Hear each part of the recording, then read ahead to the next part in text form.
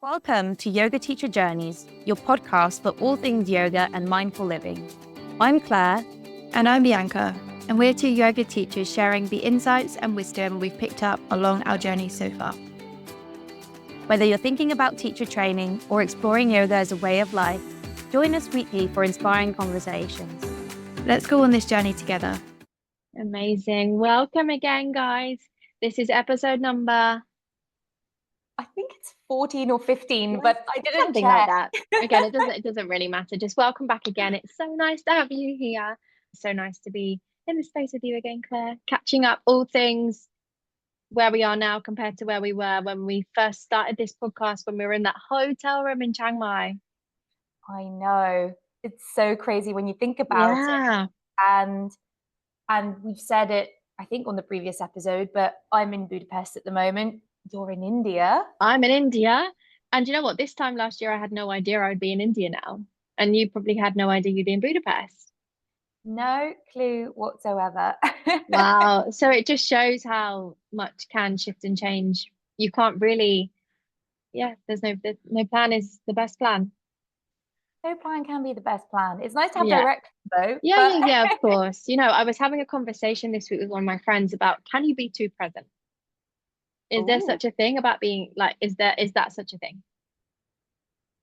And it depends what your relationship, what does being present mean to you? If present means I'm just sitting here, nothing matters, la la la, I'm not getting like, you know, you're just so present that it's just nothing, then time and a place. You can't be like that all the time because you need to, there's finding that balance between the being and the becoming, you know? And we also feel like we do need purpose to get up in the morning, and purpose does come with thinking about the future. Yeah, we have to. But I guess this is where it comes in. If we're looking at yoga philosophy, that attachment to it, it's like, let's prioritize being present as we can, and be as present as we can while we're doing all of the things. Exactly. You know, a lesson from my yoga teacher yesterday, actually, he's a beautiful, like, you know, when you just go into the room and you can just feel the energy, and I look at him and I'm just like, wow, like I can see the wisdom in his eyes, and I'm like, give me it, like, not give me it, but like I just, everything he says, I'm like, I love being the student in this space. It's beautiful. So he came into the yoga shala, everyone's standing on their mats, he came into the yoga shala and everyone just goes silent, and we do like the opening mantra, and it was so beautiful because we did asatoma. No way. And honestly, Claire, my body was just like, I could feel my whole body tingling. It was insane. Like, I can't explain the feeling of it. And I've been every day this week, and every day it gets more intense. We have to do asatoma on the yoga retreat. Oh my God. Yes, we do. I was just looking at some of the planning, and I think if we did 4 nights, which is what we're looking at potentially, that would be 8 yoga classes, so we'd be teaching 4 each, and I think that's a great number that we can like have asatoma at the beginning of each one, so by the 8th beautiful class, everyone knows it, and it's such a beautiful, and just the translation of it as well, you know, from darkness lead me to the light, from death to immortality, like, it's beautiful. So he came in, we did the mantra, and we were sitting there, and he just said to us, tomorrow, you need to stand in a different place. Okay. Nice. You guys, if you keep standing in the same place, you're creating an attachment to this space. You need to move. Do your practice somewhere else. Right? And he said, just notice in your life, what do you keep? What are those habits that you kind of are almost attached to? And it's really, really funny when you look at it like that, isn't it? It's what we were talking about is obviously having a plan for the future, having that plan, but not being attached to it. Yes, that's what we want to get to. And I think if you think about it in the smallest way, so from on our yoga teacher training, we would all gravitate towards the same spot in the yoga shala every time. We did, didn't we? Yes. Or, for example, at the most basic sense of it, if you think about when you're back at your parents and you're at the dinner table, everyone has their spot around the dinner table. You know, move, change perspective. Change. Really, really amazing. Yeah, that is so powerful. I love that. And it's like I then journaled on it when I came out. I was like, wow, there's there's so many things as humans we do to try and feel safe.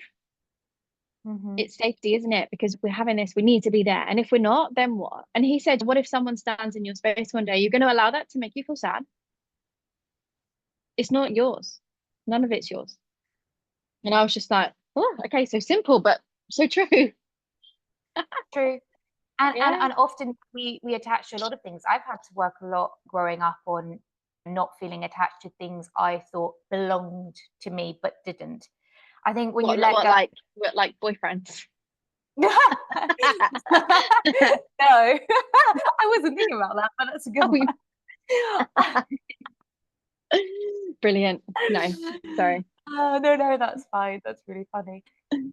No, maybe more around Things. I don't know, sitting in the front seat of the car. Not as fun as boyfriends. No, not as fun. No. More consistent though. Yeah. So good lessons. Yeah. I mean, I had an experience this week where I had this, I mean, it was only from Primark, but I loved it. It was a leopard print cap. It was a vibe, right? And I was wearing it the other day, and I was on the back of the scooter, and it just blew off in the wind. And I was like, oh, bye, leopard print cap. There was no way of me getting that back. It flew off. Got no idea where it went. I was really like, I want to get my hat back. And the guy that I was with, he's actually he's a yoga teacher. And he was like, it's not meant to be anymore. And I was like, okay, no leopard print hat. And you do have to watch it. We're clinging and attaching all over the place, right? Definitely. Anyway, a few little stories for you. Bit of yoga wisdom. There's been a lot this week, a lot. But we're here today to just have a little like, where are we at now compared to where we were? So when we were in Chiang Mai, that was in what, May? I think so, yes. So I don't know how many months it's been, but it's been quite a few months. Yes. It's been a long time. And I think on my side, I think things have shifted a little bit again. I'm 6 months in Budapest, and almost 6 months. And I've done so much. I've built so many different things, from friendships, different connections with students, a specific audience here, teaching classes, finding my feet in terms of teaching and exploring that, and just teaching as much as I possibly could just to get into the teaching element of things. But then also, of course, having the podcast has been amazing, as well as building a website, building an online product that I'm now selling. It's been a lot, but I've kind of found myself now in a place where I feel ready to choose a space or a place for me to feel a little bit more settled. And having thought about it a lot, I've decided to move back to Switzerland, where I grew up. So I'm just looking into that. I'll be moving there around mid-March. Again, nothing is completely set in stone, but around mid-March, and then continue to focus on the yoga, but also perhaps get another job just to keep things going, and then focus on the yoga on the side, because I really want to still be really present when I teach. And I think that it would be too much for me to teach full-time personally. So that's where I'm at. And then we've got a really exciting project of the yoga retreat that we're looking to put together for you guys in late September, beginning of October this year. And so I've been so excited just looking into that and visualizing it. And this has been one of my goals, life goals, bucket list things. So yeah, really excited for that one. How has it been for you? How have your... Amazing. And I just love, there's so much courage that it takes to just move country like that. And you're starting again, but you can use this evidence that you've gained with this experience that you've had in Budapest to almost fuel this trip that you're the next part of your journey, because you can do it. You can do it. I think you've done the hardest part is coming out of yoga school and actually starting teaching. So to be able to teach, create a community, hold workshops, start a podcast, start thinking about a retreat, there's been so much, like you're doing it. You're doing it. And I think, like you said there, it's this, you've almost had confirmation that full-time yoga teaching, it's a lot of energy, right? It's a lot of energy. So just finding that balance between the two. And I think, yeah, it's incredible just to see you, it's all unraveling. in front of our eyes, and it's really beautiful. Yeah, and it's nice to be on the journey together, right, as well. It is, and that's literally the podcast, right? It's that journey of teachers, being teachers, how we evolve over time. We'll always be teachers at heart. And we're always going to be students too, which is beautiful. That's true. That's true. Always a student. You were speaking about different festivals and things just before, and I saw this yoga festival in the UK. I shared it with you. I'm not sure if you saw that. And that I haven't seen it yet. I haven't looked. That's okay. But they have it once a year. I think it's in end of July, early August in the UK. I'll be back by then. And it's a 4-day yoga festival. If you think about a music festival, but just for yoga. And sounds quite aligned. Some incredible teachers there. And they have something for everyone, whether it's someone that's very new to yoga or someone that really wants to go a lot deeper into it. So that is something that I'm looking at potentially. That's exciting. Very exciting. So where am I at? So yeah, I'm in India at the moment, which just almost feels like I'm living the dream. Just to be here every day. I had a little moment in the juice shop this morning after so I did my Ashtanga practice. And then I go next door to this place called Happy Banana, and I get my papaya and I have my journal, and I was just taking a moment just to I'm so grateful to be here and be able to experience this. It just feels like a dream, right? And that just shows, if with the kind of journey that we're on with yoga, it can take you all over the place, and you've just got to trust the path. Yeah, there's been a lot of letting go, a lot of surrender. But where I'm at now, so when we probably did a bit of a catch up last time, I was teaching quite a lot in the UK. I think at some point, some weeks I was teaching 7 or 8 classes in the UK, and that happened quite quickly. Again, like you, once you get going, it's like, oh, actually, okay, everyone needs a bit of yoga in their life.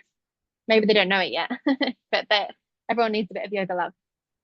So yeah, I was teaching from probably July until I left in December. And I had regular students come into my class, and it was really beautiful. We're always going to be a student of yoga. Always. Having these podcasts meant that we were keeping up to date with looking into different parts of the yoga philosophy, and then talking about it helps to integrate. And this space is just a nice space to have to not showcase the journey, but so people can see we don't know anything. We don't know everything. We don't know anything. That's how it feels, right? When you come to India, I'm like, wow, we know nothing, but we know more than we did this time last year. So you have to acknowledge that it is a never-ending, it's a limitless journey. I think the journey of yoga is just limitless, which is amazing, which makes it feel expansive, which gives you that purpose, which gives you that connection to something more. And it's really, really beautiful. So being in India, I haven't actually taught any yoga classes here. I've got a few life coaching clients that we do a bit of yoga in with the coaching call, but I haven't actually taught any yoga classes, even though my students back home are asking. It almost feels like, for me, this is really like an integration phase. So I've been doing my daily Ashtanga practice. I'm meeting new teachers over here. I'm just trying to really soak up all the wisdom and the knowledge, and I'm really just enjoying taking that time for me. So that's where I'm at with it. I'm on a yoga retreat next week, actually, just down the road with one of my good friends from London. So we've got a week-long yoga retreat there. 2 yoga classes a day, yoga philosophy, meditation, beautiful Ayurvedic food, just everything you can ever want, all in one week. And then I'm going to continue with my Ashtanga practice for 2 weeks after that while I'm staying in this place. So yeah, the kind of intention for this trip is to deepen my own practice again, deepen my own knowledge, and just start integrating some of the things that we'd learned, because yoga really isn't about what you do on the mat. You go to your yoga class to learn, and then you have to practice outside. Okay, so this really for me is the practice of how can I live a more embodied, integrated life, because it's all well and good having the knowledge, but if you're not practicing it, it's pointless. Right. So for me, this is I got to the point, I think I got to January time, and I was like, I've got so much knowledge.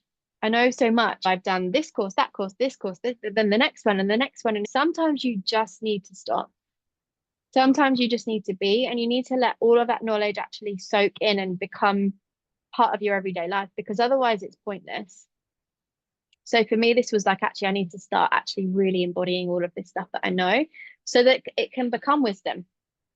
And because knowledge without integration is just knowledge, right? You haven't lived it. So for me, this is about actually like living it and really being in that space. And I do feel different.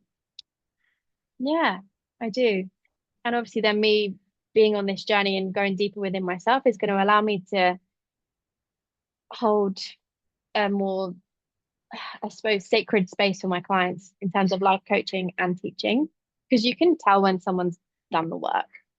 This is really, for me, there's been some weeks, was it last week, maybe the week before, it was really painful. Like some of the emotions and things that were coming up, it was uncomfortable, really, really uncomfortable. But it was time for those things to come through when I was recognizing my patterns and this and that. So just having that space away from home has really allowed me to grow and evolve and heal more deeply. And yoga's helping me through all of it.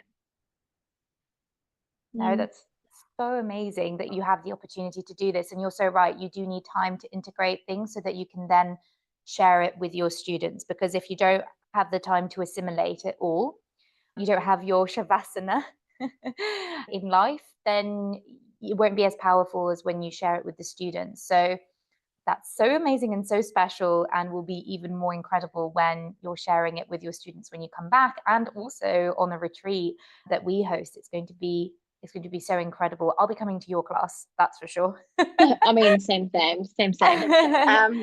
Same. And again, I feel very privileged that I get to do this. I get to have this time away and create this life that means that I can live more holistically, because the world needs more love. The world needs more connection. Yeah, that's what we're here for. Definitely. And what you said about being in a different space to change perspective. And we were talking about this a bit at the beginning about being in a different space on the mat. Well, I recently did that as well, as a spur of the moment. I decided to take myself on a 2-day trip to Italy just at the last minute, because it was really grey here, really cold. I just felt like I deeply needed a change in perspective of where I was at. And by just going spontaneously for 2 days, just walking around Puglia and eating the amazing food and journaling and just having the time to myself, it really helped me shift my perspective and come back with a renewed energy for everything that I'm working on and tackling. And so I think sometimes maybe you don't need to take a flight somewhere. You can also just be in a different spot on the mat, sit in a different place, go to a different coffee shop, sit in a different spot in a coffee shop, take a different route on the way to work, whatever it is, to change your perspective and really notice things around you. And so actually I was also doing a walking tour with a friend this week, and we have these really cute bookshops on wheels in Budapest. And we were just looking at the books while we were waiting for the tour to start. And right in front of me was the word we can't say, Bhagavad, I can't say it. Bhagavad Gita. Bhagavad, there we go. Bhagavad Gita book. And I was like, we were talking about it for the past few weeks, and you've looked at it a little bit and you've picked it up on and off. And I saw it there in front of me and I was like, it's time, it's there, it's for me, it's a sign. And I've noticed it. So taking the time to notice things around you, I could have walked straight past it and not even noticed it. So I bought it and I've started to have a little read. And the book is so old. It's the 4th edition of someone's interpretation of it. And there's an essay at the beginning with their thoughts on the book. And it's great. So yeah, change perspective. Amazing. Yeah, and again, slowing down, isn't it? And I think yoga really helps you to feel more safe within yourself. And the safer you feel, the slower you can go. Slow is the new strong. That is such a good point, going slow. And I was listening to another podcast. I love to listen to Diary of a CEO. Got my yin and my yang, like the side of me that's like the strong businesswoman, Diary of a CEO. And then I also listen to Deliciously Ella. She has this new podcast that just started coming out again that's called The Wellness Scoop. And it's so good and so interesting because they pick up on wellness trends and just have a debate about them. Like, Is matcha good? Apparently there's this thing called the morning shed. I don't know if you've heard about this, which is like another well-being thing people do. And they just have a chat about it. What are the latest headlines in wellness, especially coming into January, people trying to lose weight, all of this stuff. Anyway, I digress. So those are the two podcasts I listened to. But in the Diary of a CEO, one of the latest episodes, they were talking about how people with power, people with that certain strength, go slow. So in a business meeting, the person who's the most senior, who has the most decision-making power, can go really slow, can usually talks more slowly, is more relaxed, more confident, their body language is more open. They feel safe because they feel in control and they have the knowledge and the power. And then you have the intern who is running around, dropping all the papers everywhere, like really scattered because they're really nervous and they don't feel safe. They don't know exactly what's happening. They're trying to make a good impression and they're going really fast. Going slow can show that self-confidence, but also I noticed it when I was working when you are presenting. If you go slow, you have time to think about your next word, your next sentence, and you can be a lot clearer with what you're saying and a lot more specific. So going slow is definitely the way to go. Yeah, and when you go slow, you actually get to where you need to be quicker. Yes. You That's do. very true. And if you think about it in terms of, say, yoga, we've found this mountain that we want to climb. If we were going really, really fast, we might have missed that mountain and never heard the whisper. You know, the whisper from the Bhagavad Gita that you just, that you saw there. If you're going too fast, you miss these things. So slow it down. If you were looking for a sign, this is a sign. Slow down. Slow down. That is Slow so down. Yeah. So yeah, I mean, we're both in completely different places to where we were this time last year, which is just, I mean, that's life. We are the journey. We're on the journey. The journey is us. You said that's life, things change year on year, but some people you go to and they're like, what's up? Same old. Nothing's changed. Still in the same job. Still doing the same workouts. It's all an illusion. Relationship. It's all an illusion of safety, right? I suppose. That's true. Because really, life is gonna life at some point. So the more you mix it up now, the easier it becomes when life throws a rock at you, because it will. So true. So true. People get so stuck. They're like, I can't possibly imagine anything changing in my life. It would be too overwhelming. When I go to the extremes, like last year, I just quit everything. Yeah, and I admire that because that's how I live my life too. I'm like, well, whatever, I'll just get a flight. It might not be the right thing, but at least I've tried it. That's true. So yeah. If you're looking this is another sign. If you're looking for a sign to do the thing, whatever that thing is that you're thinking about, now I've said it, now is your time to do the thing. Absolutely. Do the thing. Do the thing.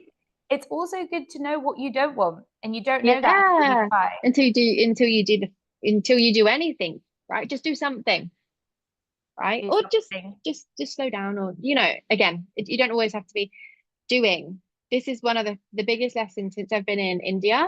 I've stopped telling myself that I should be doing this, I need to be doing that, and blah blah blah. I am trying to have as many days of just like being, and then when you are in that being, that abundant space, things actually flow better. I'm still getting stuff done, but it's coming from a place of love rather than lack. And what would you say to someone who's like in a 9-to-5, they need to have a job because they need the income to pay off the mortgage, and they feel really stuck, and they're like, oh, well, that's nice just being, but I don't have time to just be. Like, what do you mean? Like, what? I can't do this. This is a luxury that you have. And I understand, but it starts in your mind, right? So if you think you don't have time, you won't have time. Think you can, think you can't. Either way, you'll be right. I don't know whose quote that is, but it's a good one. And this is the thing. Obviously, yeah, people have responsibilities and things like that, but anything is possible. I believe that. Truly. You just need to really strip it back. allow yourself to dream, allow yourself maybe to want different. If you're feeling like there's something more out there for you, it's because there is. Some people never feel like there is, and that's because they're doing what they're meant to be doing. If you have the whisper, then there's a chance that there is more out there for you. Explore it, because you're only here once and life is so precious. So why not be living in alignment with what you actually do want? Exactly. And when you fail, you learn so much from that fail. And actually, sometimes you need to be there to discover the most amazing next thing. So you could be asleep for 10 years, just doing your 9 to 5, being very safe on the surface, let's say, but maybe deeply unhappy, and just keep doing the same. And in a way, you're safe, you have a roof over your head, you have food, your basic needs are met. But are you really living? Probably not. Interesting. And we could go really deep into that, but another podcast, maybe. Another one.